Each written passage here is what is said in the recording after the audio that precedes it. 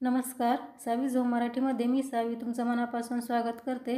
तर आज मी तुम्हाला वर्षभर टिकणारं हिरव्या मिरचीचं लोणचं कसं बनवायचं ते दाखवणार आहे, ते सुद्धा योग्य प्रमाणासह। तर हे लोणचं तुम्ही ताटामध्ये साइड डिश म्हणून सुद्धा सर्व करू शकता किंवा वरण भातासोबत सुद्धा सर्व करू शकता। तर वेळ न घालवता पटकन रेसिपीला सुरुवात करूयात। तर सुरुवातीला मी या ठिकाणी हिरव्या मिरच्या घेतलेल्या आहेत। ह्या मिरच्या अगोदर मी स्वच्छ धुवून आणि सुती कापडाने पुसून घेतलेल्या आहेत। यामध्ये पाण्याचा अंश बिलकुल ठेवलेला नाही। तर मिरची घेताना अशी मोठी मिरची घ्यायची आहे, जाड बघून किंवा निब्बर बघून। कवळी मिरचीचा वापर लोणच्यासाठी करायचा नाही। मिरची जर कवळी असेल तर लोणचं नासू शकतं किंवा त्याला बुरशी येऊ शकते। त्यासाठी अशी मोठी मिरचीच निवडून घ्यायची आहे मार्केटमधून घेताना। आणि मिरचीमध्ये पिळण्यासाठी आपल्याला 3 लिंबाचा सुद्धा वापर करायचा आहे किंवा लिंबाच्या रसाचा सुद्धा वापर करायचा आहे। ही मिरची आपण आता अशी उभी कट करून घेऊया। अशा पद्धतीने तिला फक्त मध्ये काप मारून घ्यायचे आहेत।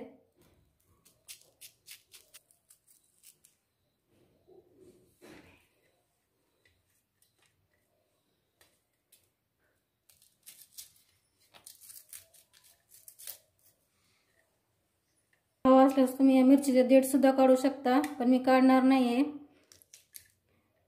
देठ काढले किंवा नाही काढले तरी लोणच्यात काहीच फरक पडत नाही। अशाच पद्धतीने मी सर्व मिरच्या कट करून घेते। तर या ठिकाणी मी सर्व मिरच्यांना असे मध्यभागी कट मारून घेतलेले आहेत। तर आजचं लोणचं बनवण्यासाठी मी तिखट मिरचीचा वापर केलेला आहे। याआधी मी तुम्हाला सांगितलेलं आहे, आम्ही बीडकर थोडं जास्त तिखट खाणं पसंत करतो, त्यासाठी मी तिखट मिरचीचा वापर केलेला आहे। तुम्हाला जर कमी तिखट हवं असेल तर तुम्ही कमी तिखटवाली मिरची सुद्धा इथे वापरू शकता, त्याचं सुद्धा लोणचं खूप छान होतं। तर आपण या लोणच्यासाठी मसाले काय घेतले ते पाहूयात। मसाले पाहूयात।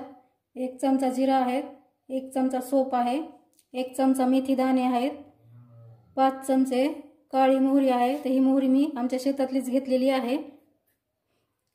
1 चमचा हळद आहे, अर्धा चमचा ओवा आहे आणि 3 चमचे मीठ आहे। तर हे सर्व मसाले मोजण्यासाठी मी या पोळ्या खाण्याच्या चमच्याचा वापर केलेला आहे आणि त्याने सर्व साहित्य मोजून घेतलेलं आहे। तर एकाच चमच्याने मी सर्व साहित्य मोजलेलं आहे। तर हे मसाले आपण हलकेसे भाजून घेऊया।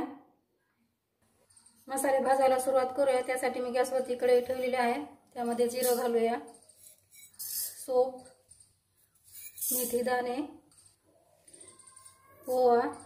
हे मसाले आपल्याला मीडियम गॅसवरती खमंग भाजून घेऊया। खूप जास्त हे मसाले भाजायचे नाहीयेत, हलकेसे मसाले भाजून घेऊया। हवा असल्यास तुम्ही कच्च्या मसाल्याचा सुद्धा इथे वापर करू शकता। मी थोडेसे भाजून घेणार आहे, त्याने आणखी लोणचं खमंग लागतं। थोड्या वेळानंतर मसाले भाजलेले आहेत। आता गॅस बंद करूया आणि कढई गरम आहे तोपर्यंत यामध्ये आपण मोहरी सुद्धा घालून घेऊया। मोहरी आपल्याला खूप जास्त भाजायची नाहीये, फक्त गरम करून घ्यायची आहे, त्याचा कच्चेपणा थोडासा दूर होण्यासाठी, म्हणजे मिक्सरमध्ये ती छान बारीक होईल।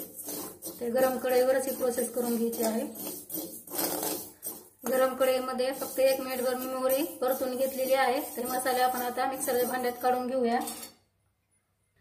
आता मी तीच कढई गॅसवरती ठेवलेली आहे, त्यामध्ये मोठे 4 चमचे तेल घालूया। इथे मी रोजच्या तेलाचा वापर केलेला आहे, म्हणजे जे आपण स्वयंपाकासाठी वापरतो ते। तुम्हाला हवा असल्यास तुम्ही मोहरीच्या तेलाचा सुद्धा लोणच्यासाठी वापर करू शकता। खूप जास्त तेल लागत नाही, फक्त 4 चमचेचा तेल आपल्याला वापर करायचा आहे। तर तेल आपल्याला कडकडीत गरम करून घ्यायचं आहे फुल गॅसवरती, आणि थंड झाल्यावरती आपल्याला या तेलाचा वापर करायचा आहे। थोड्या वेळानंतर तेल कडकडीत गरम झाले की नाही ते चेक करूया। तर 4 ते 5 जिरे यामध्ये मी घालत आहे। तर बघा, पटकन जिरे वरती आलेले आहेत, म्हणजे तेल आपलं मस्त कडकडीत गरम झालेलं आहे। गॅस बंद करूया आणि हे तेल पूर्णपणे थंड करून घेऊया। मसाले सुद्धा थंड झालेले आहेत। हे मसाले आता मिक्सरमध्ये आपल्याला जाडसर वाटून घ्यायचे आहेत। तर मी मसाले जाडसर वाटून घेतलेले आहेत। आता पाहूया पुढची प्रोसेस। वाटलेले मसाले मी दुसऱ्या भांड्यात काढून घेतलेले आहेत, त्यामध्ये हळद घालूया। 1 चमचा हळद आहे, ती घालून घेऊया। 3 चमचे मीठ आहे, ते सुद्धा घालून घेऊया। तर लोणच्यासाठी मिठाचं प्रमाण थोडं जास्तच वापरावं लागतं, तरच कुठलंही लोणचं वर्षानुवर्षे टिकतं। तर हे मसाले आपण मिक्स करून घेऊया मिठामध्ये आणि हळदीमध्ये. तर या ठिकाणी सर्व मसाले मी व्यवस्थित मिक्स करून घेतलेले आहेत.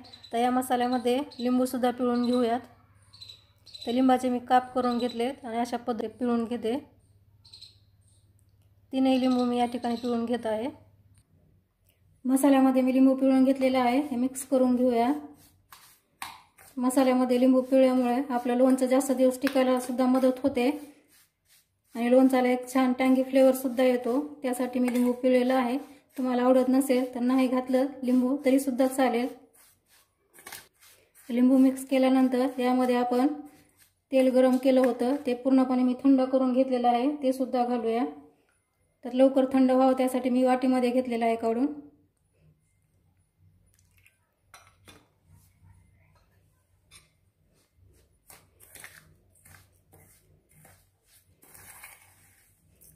पाव किलो मिरचीसाठी मसाल्याचं आणि तेलाचं प्रमाण एकदम परफेक्ट घेतलेलं आहे. तर बघू शकता तुम्ही एकदम बरोबर तेल झालेलं आहे.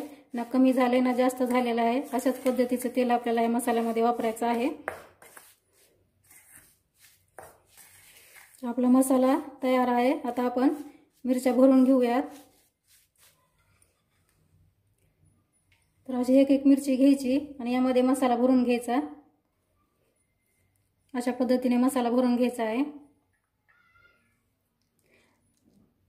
मिरच्या तिखट असल्यामुळे जर तुमच्या हाताची आग होत असेल तर तुम्ही हातामध्ये ग्लोव्ज घालून सुद्धा या मिरच्या भरून घेऊ शकता. असं प्रत्येक मिरचीमध्ये मसाला भरणं तुम्हाला अवघड वाटत असेल तर तुम्ही दुसरी पद्धत वापरू शकता. दुसरी पद्धत म्हणजे हा मसाला घ्यायचा संपूर्ण आणि एकदाच्या मिरचीला घुळून घ्यायचा. म्हणजे पूर्ण मिरच्या त्या मसाल्यामध्ये घुळून घ्यायच्या. अशा पद्धतीचं सुद्धा लोणचं करतात काही, पण मला हीच पद्धत आवडते मसाल्यामध्ये भरून. त्यासाठी मी अशीच पद्धत तुम्हाला सुद्धा दाखवलेली आहे. असा मसाल्यामध्ये भरल्यामुळे मिरचीला खूप छान टेस्ट सुद्धा येते. खूप छान ही मिरची लागते, म्हणून मला हीच पद्धत आवडते. अशाच पद्धतीने आपण सर्व मिरच्या भरून घेऊयात. तर सर्व मिरच्यामध्ये मी मसाला भरून घेतलेला आहे आणि अगदी थोडासा मसाला या ठिकाणी शिल्लक राहिलेला आहे. तर जे आपण प्रमाण वापरलेलं आहे मसाल्याचं ते पाव किलो मिरचीसाठी एकदम परफेक्ट होतं. तर हा शिल्लक मसाला मी नंतर मिरच्या जेव्हा बरणीमध्ये भरून ठेवेल तेव्हा वरतून घालणार आहे. तर तुम्ही आतासुद्धा या मिरच्यामध्ये मसाला मिक्स करून घेऊ शकता, ते सुद्धा चालेल. तर मी जवळून दाखवते तुम्हाला. बघा खूपच मस्त असं मिरचीचं लोणचं तयार झालेलं आहे आणि ताज्या मसाल्याचा फ्लेवर अगदी घरभर पसरलेला आहे. तर हे स्टोअर कसं करायचं ते सुद्धा मी तुम्हाला सांगते. काचेच्या भरणीमध्ये किंवा चिनी मातीच्या भरणीमध्ये हे मिरचीचं लोणचं तुम्ही भरून ठेवू शकता. फक्त मिरचीचं लोणचं बाहेर काढताना एकच काळजी घ्यायची आहे, ओला पाण्याचा हात किंवा चमचा यामध्ये घालायचा नाही, त्याने सुद्धा लोणचं खराब होऊ शकतं. तर तुम्ही सुद्धा अशा पद्धतीने हिरव्या मिरचीचं लोणचं एकदा नक्की ट्राय करा आणि कसं झालं ते कमेंट करून सांगायला विसरू नका. तर ही होती आपली आजची रेसिपी आवडली असेल तर व्हिडिओला लाईक, शेअर आणि चॅनल नक्की सबस्क्राईब करा. तर लवकरच भेटू आणखी एका नवीन रेसिपीसह. तोपर्यंत मस्त खा आणि हेल्दी राहा. धन्यवाद.